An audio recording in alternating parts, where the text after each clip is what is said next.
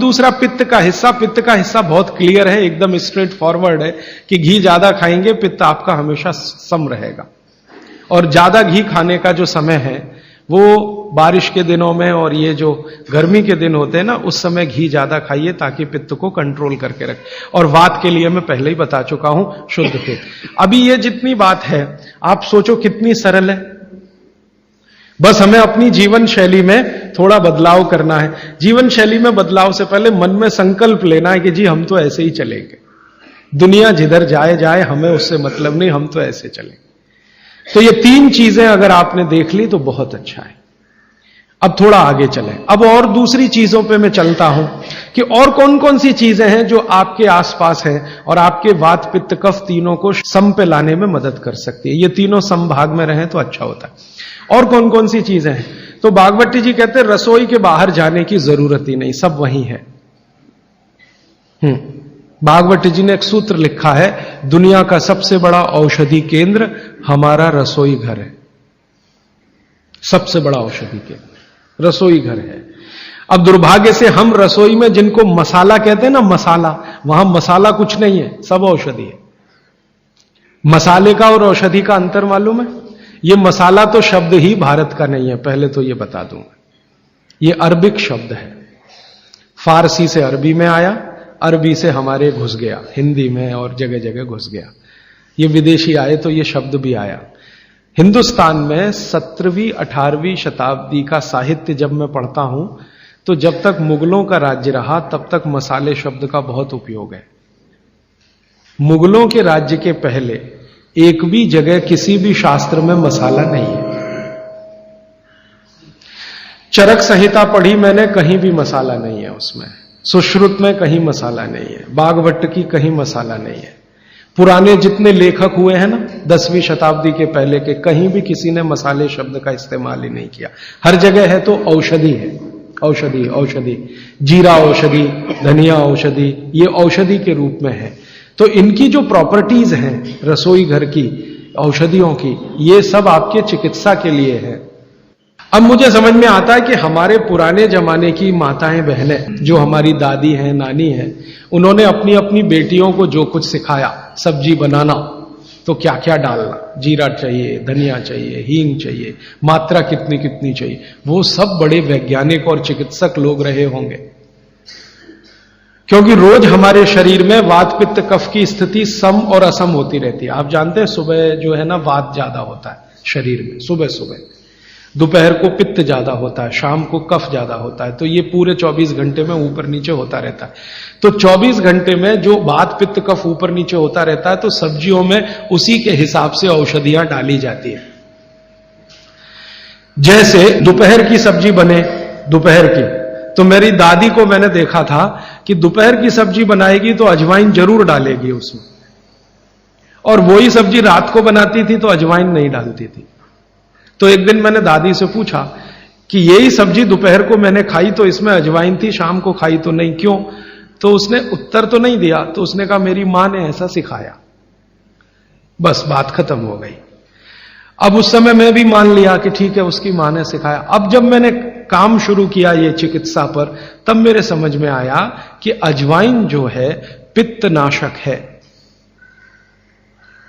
घी के बाद, देशी गाय के घी के बाद जो सबसे ज्यादा पित्तनाशक दूसरी कोई चीज है तो वो अजवाइन है। और दोपहर को पित्त भड़कता है, आप जानते हैं, और वो स्वाभाविक है क्योंकि खाना खाने के लिए पित्त भड़कना ही चाहिए।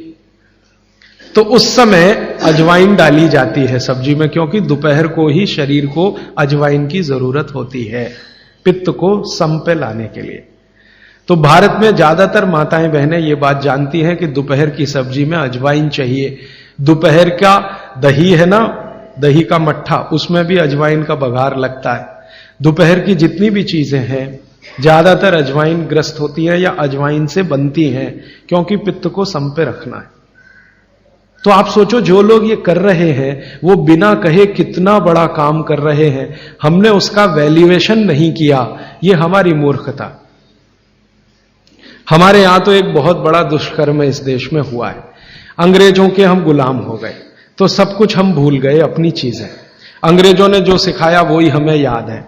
तो हम जीडीपी का कैलकुलेशन करते हैं अंग्रेजों के फॉर्मूले से। जीडीपी निकलता है इस देश का, ग्रॉस डोमेस्टिक प्रोडक्ट। तो मैंने बहुत बार इस देश के अर्थशास्त्रियों से पूछा कि जीडीपी में आप विचित्र विचित्र कैलकुलेशन करते हैं। जैसे भारत की पुलिस है, उस पर जो खर्चा हो रहा है वो जीडीपी का हिस्सा है। अगर चोरियां बढ़ी, डकैतियां बढ़ी, तो पुलिस का खर्च बढ़ेगा तो जीडीपी बढ़ेगा। और प्रधानमंत्री छाती ठोक के कहेगा मेरे जमाने में जीडीपी 10% से ऊपर बढ़ गया। सो व्हाट, पुलिस का खर्च बढ़ गया, माने चोरियां बढ़ गई, डकैतियां बढ़ गई, अत्याचार बढ़ गए, अनाचार बढ़ गए, तो जीडीपी बढ़ गया, तो क्या बड़ी बात है।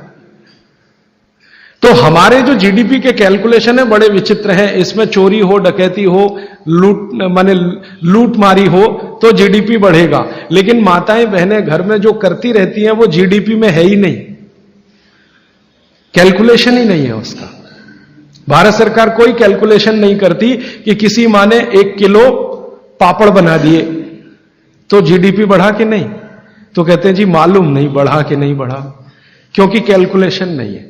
किसी माँ ने दाल की बड़ी बना दी 5 किलो दाल की, तो जीडीपी बढ़ा कि नहीं बढ़ा। आपका मन क्या कहता है, बुद्धि क्या कहती है, बढ़ा कि नहीं बढ़ा। किसी ने बड़ी बना दी, किसी ने पापड़ बना दिए, किसी ने कुछ बना दिया, किसी ने गोंद के लड्डू बना दिए, किसी ने मावे का कुछ बना दिया, तो जीडीपी तो बढ़ ही रहा है, लेकिन हम कैलकुलेट नहीं कर रहे हैं उसको, क्योंकि अंग्रेजों के यहां महिलाओं का किया हुआ काम महत्व का नहीं माना जाता। अंग्रेजों के यहां ये जो अंग्रेज जात है ना दुनिया में, ये महिलाओं के किए हुए काम को काम ही नहीं मानती। आपको मालूम है 2000 साल यूरोप में महिलाओं को पुरुषों से हमेशा कम वेतन मिलता रहा, और आज भी है ये कई देशों में। वो मानते ही नहीं कि इनका कोई काम है। क्यों? वो महिलाओं में आत्मा नहीं मानते। हां, यूरोप का सबसे बड़ा दार्शनिक है प्लेटो, वो कहता है कि स्त्रियों में आत्मा ही नहीं होती, आत्मा सिर्फ पुरुषों में होती है। तो स्त्री जो करे वो बेकार है, पुरुष जो करे वो ही अच्छा है। तो उनके यहां से ये कैलकुलेशन हमारे यहां आ गया कि स्त्री कुछ भी करे तो काम ही का नहीं। तो अंग्रेजों का 200-250 साल जो राज चल गया, उसमें हम सब के दिमाग खत्म हो गए, सोचना विचारना बंद हो गया, तो हमने भी वही मान लिया। मैं अब इसको बदलना चाहता हूं, और मैं ये समझना चाहता हूं और समझाना चाहता हूं कि स्त्रियां जो कर रही हैं वो किसी डॉक्टर से कम नहीं है। बस अंतर इतना है कि डॉक्टर को आप फीस देकर उससे एडवाइस ले रहे हैं, हमारी दादी नानी फोकट में वही एडवाइस दे रही है, धनिया खाओ, जीरा खाओ और ये अजवाइन खाओ, आपके पेट की गैस खत्म हो जाएगी। और ये 3500 साल से वैसे का वैसा ही है, अजवाइन खाओ तो गैस खत्म होती ही है। कभी भी आप करके देख लो। आप में से किसी को भी बहुत गैस बनती हो, पेट में एसिडिटी की तकलीफ हो, आज से शुरू कर दो। आप खाना खाया तो उसमें ध्यान रखो अजवाइन ज्यादा रहे, दाल में, सब्जी में, वगैरह वगैरह। और अगर नहीं कर पा रहे हैं तो खाना खत्म करते ही थोड़ी अजवाइन खा लो। अजवाइन ज्यादा तकलीफ ना कर दे, उसका बैलेंस है काले नमक के साथ, तो थोड़ा अजवाइन और काला नमक मिला के हर खाने के बाद खा के देख लो। 3 दिन में ना आपकी गैस बंद हो तो आप जो कहो मैं हारने को तैयार। ये गारंटी मैं नहीं दे रहा हूं, ये गारंटी अजवाइन दे रही है, मेरी गारंटी नहीं है, अजवाइन की गारंटी है। तो वो कहते हैं भागवत जी कि पित्त को सम रखने के लिए हमारे रसोई में घी के बाद जो दूसरी चीज है वो है अजवाइन।